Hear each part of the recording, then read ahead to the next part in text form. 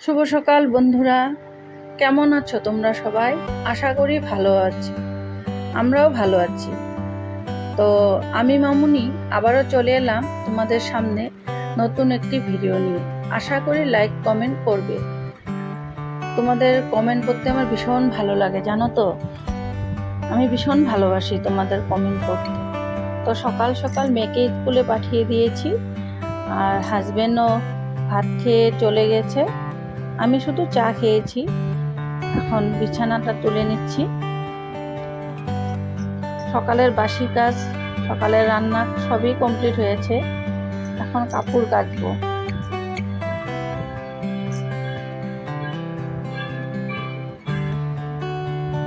বাইরে দেখো কি সুন্দর রোদ্র উঠেছে। বাইকটা দেখতে ভীষণ ভালো লাগতেছে, তাই ভাবলাম কাপড় আছে কিছু, সেগুলো ধুয়ে ফেলি।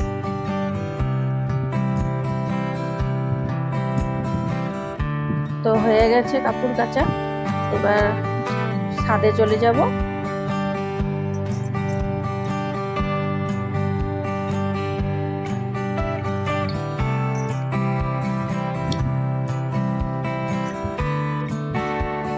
কাল রাতেও বৃষ্টি হয়েছিল, জানো তো। বৃষ্টির জল পেয়ে দেখো গাছগুলো কি সুন্দর গ্রিন কালার হয়েছে, কিন্তু সেই অর্থে ফুল হচ্ছে না, ফুলটা খুব কম হচ্ছে। বাইকটা দেখেছ কি সুন্দর আকাশটা। আমার ছাদের এইটুকুন জায়গা জল জমে থাকে, কেন যে ভীষণ পিছলা হয়েছে। দেখো হাঁটতেই ভয় লাগে, কি জানি পড়ে যাব।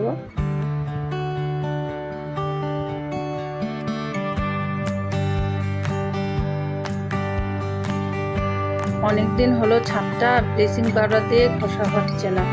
বৃষ্টি কমে গেলে ছাদটাকে একটু পরিষ্কার করতে হবে। এইটুকুন জায়গায় শুধু, বাকি জায়গা তো শুকনোই থাকে, এইটুকুন জায়গা জল আটকে থাকে।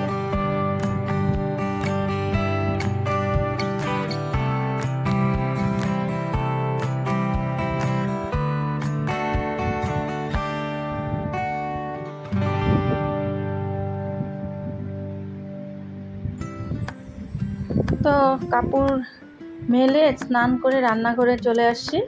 এদিকে বড় বাজার এনে রেখে গেছে।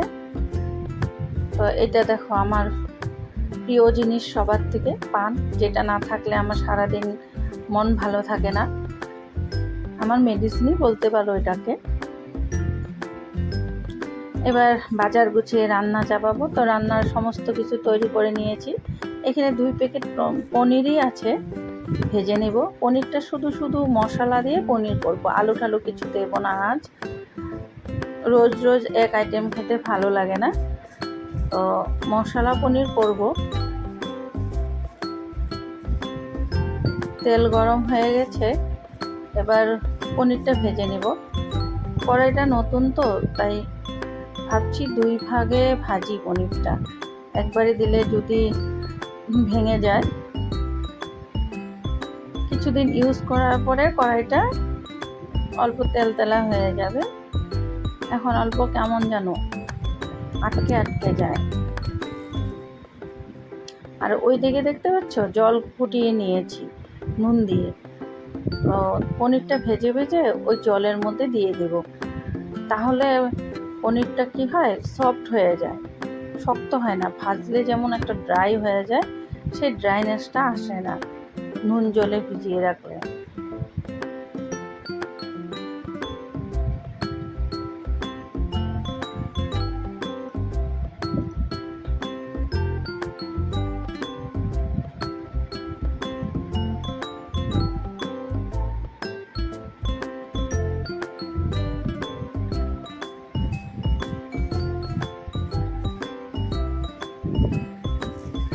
তো পনির ভাজা হয়ে গেছে। এবার ফোড়নে দিয়েছি গোটা এলাচ, তেজপাতা, সাজিরে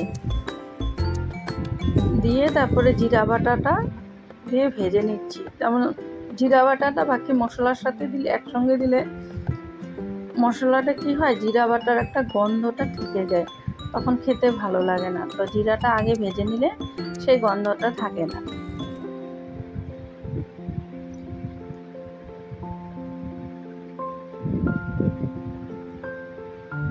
এবার পরিমাণ মতন নুন আর হলুদ দিয়ে দিচ্ছি।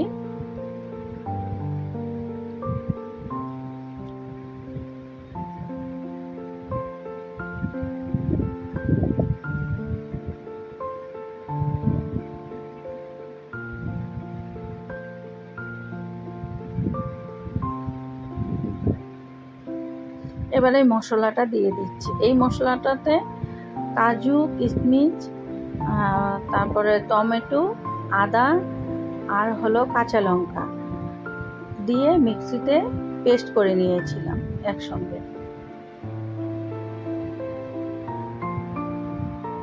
এবার মশলাটা ভালো করে কষিয়ে নেব।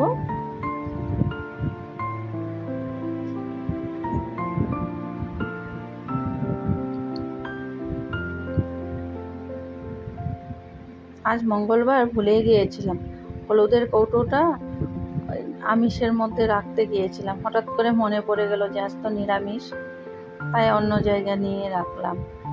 দেখো, কথা বলতে বলতে এদিকে মশলাটা তেল ছেড়ে দিয়েছে, আরেকটু ভাজতে হবে, হয়ে আসছে মোটামুটি। মশলাটা যখন ভাজা হয়ে যায় না, তখন কড়াই থেকে নিজে নিজেই উঠে আসবে, তখনই বোঝা যায় যে মশলা ভাজা হয়ে গেছে।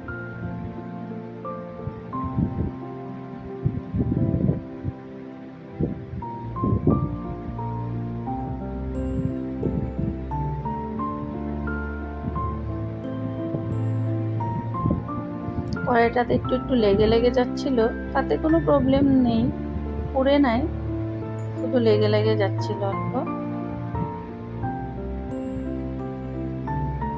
এবার পনির, গরম জল শুদ্ধ পনিরটা দিয়ে দিলাম।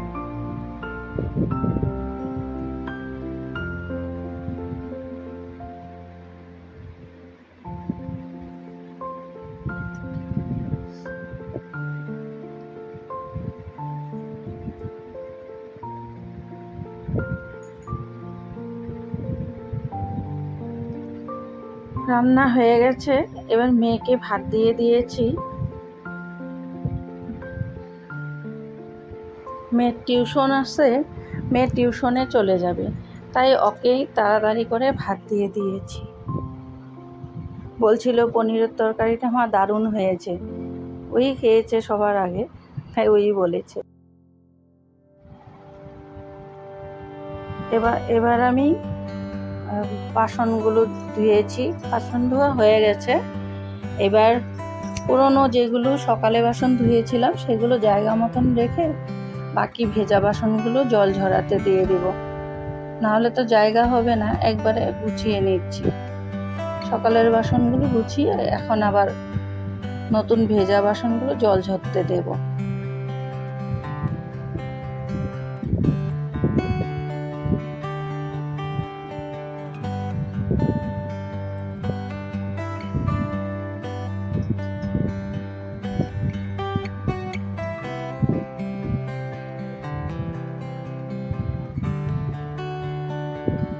খাওয়া দাওয়া হয়ে যাওয়ার পরে রান্নাঘরটা গুছিয়ে নিয়ে অল্প রেস্ট নিতে গেলে তখন মনটা শান্তি লাগে। বাসন ধোয়াটা খাওয়ার পরে ভীষণ আলসি লাগে আমার। ভাত খেয়ে আমি বাসন ধুতে ভীষণ আলসি মনে করি, আমার ভালো লাগে না। যত কাজ আগে করব, ভাত খাওয়ার পরে আমার আর ধৈর্য থাকে না, তখন কতক্ষণে যাব, একটু রেস্ট নেব, ওই চিন্তায় থাকি আমি। তো এখন বিকেল 5টা বাজে, খাওয়া দাওয়া করে এসে একটু শুয়েছিলাম। দেখো আবার ঝমঝমে বৃষ্টি। সকালবেলা দেখিয়েছিলাম না রৌদ্র, নাই চলে গিয়েছে, এখন আবার সেই বৃষ্টি। ভেবেছিলাম টেলরের দোকানে যাব, একটু অল্প কাজ আছে, যেতে পারবো না। আর এই বৃষ্টিতে তো আর কিভাবে যাব বলো, যাওয়াই যাবে না। ওই দিন থেকেই ভাবি বিকেল হলে বেরোবো, বিকেলেই বৃষ্টি নেমে আসে, আমার আর যাওয়াই হয় না। তো ভিডিওটা আজ এই পর্যন্তই, ভালো লাগলে শেয়ার করো।